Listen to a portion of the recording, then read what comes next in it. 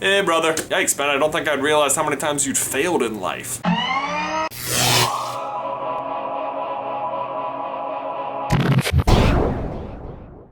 So, Ben, earlier this week, someone asked me what my favorite internet meme was. I guess if I had to choose one, you know what, I'll keep thinking about it. But in the meantime, I'll tell you what happened to me yesterday. So Ben, I arrived at work yesterday only to discover I had forgotten my phone. I know, it's amazing I'm still alive today. It was the worst. I felt like I was gonna die. Like, I felt naked. I mean, not really naked. I had clothes on. Actually, I had pretty nice clothes on yesterday, now that I think about it. I think I looked pretty good yesterday. But yeah, so I was checking Twitter and I noticed that someone had @replied to me and I was like, huh, when did this happen? 4 minutes ago? So embarrassed.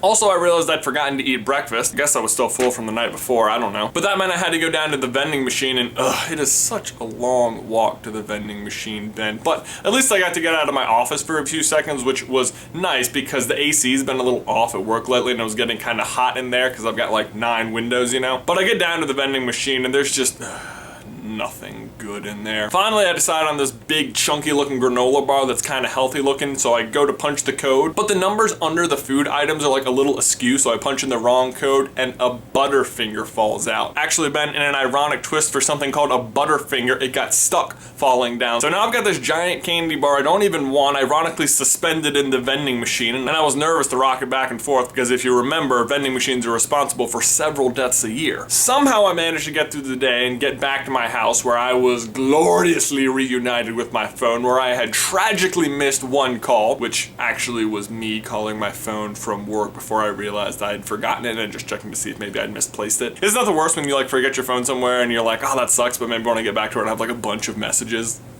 And then you don't. Well, needless to say, I was a little disappointed, so I went to go finally relax, just jump in the hot tub, but I get in there and the water's not even hot. I mean, it's warm, but it's just not like relaxing hot tub hot, you know what I mean? So I had to bail on that and I was just gonna go watch TV, but I was missing one of the remotes. Unfortunately, it's the volume one. Well, it's the surround sound one. I could still use the TV speakers, but I mean, is that even watching TV? Let's be honest. So Ben, if you haven't figured it out yet, you know, from the title or from all the stupid things I've been saying, my favorite meme is first world problems. I love that. I think it's so funny that all these tiny little insignificant things make people so frustrated because there are people like out there starving or freezing or dehydrating. Meanwhile, we're complaining about things like, oh, they didn't take the tomatoes off. Oh, they left extra food on your food. No. Ben, have you ever wondered why we have first world countries and third world countries, but no second world countries? You might just be assuming that we don't hear about them very much, like first world countries are really developed, third world countries are really underdeveloped, and then second is probably somewhere in between. But no. Actually, Ben, first, second, and third world countries were phrases adopted from the Cold War, where first world countries were countries that were aligned with the United States, second world countries were aligned with the Soviet Union, and third world countries were everybody else who was either neutral or just unaligned. If you were unaligned, it pretty much meant that you didn't have enough economic or military power to be aligned with the giant powerhouses like America and the Soviet Union. End of the Cold War meant end of the second world phrasing, and first world pretty much just meant anyone who was developed, and third world